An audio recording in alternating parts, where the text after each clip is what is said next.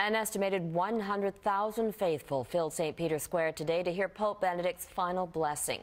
He's the first pope to resign in 600 years, but told followers he won't abandon them.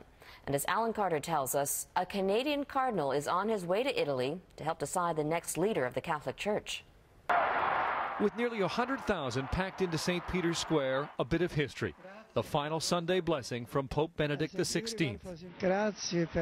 Later this week, Benedict will become the first pope in 600 years to step down. He told the crowd at St. Peter's he'll dedicate himself to prayer and meditation, which he will do in a secluded monastery being renovated for him in Vatican City.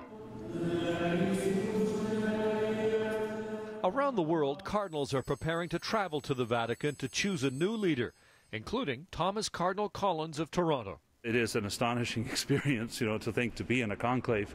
I'm overwhelmed by it. Only a cardinal for a year, Collins is not among the names being suggested as a possible pope, but his countryman, Marc Cardinal Ouellet of Quebec, is a contender.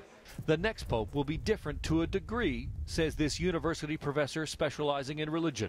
I think that we will probably have a younger pope. We will have a pope inevitably with a different personality, inevitably perhaps also from a different part of the world. But that said, in the main, when it comes to the teachings of the church, the life of the church, we are going to see continuity, not discontinuity. Will the Catholic Church make a historic choice and choose a non-European pope for the first time, maybe even a Canadian pope? For Cardinal Collins, one thing is certain, there's no obvious choice. When Pope Paul VI was elected, everyone was pretty sure, Cardinal Montini would be an obvious one, and I think the same with Cardinal Ratzinger.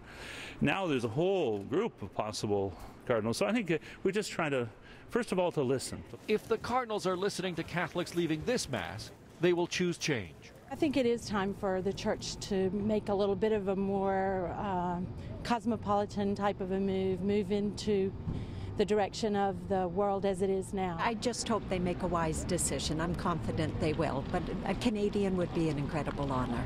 On Wednesday, Pope Benedict will hold his final general audience. The next day, he steps down.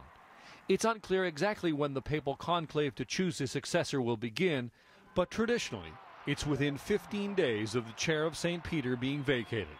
Alan Carter, Global News.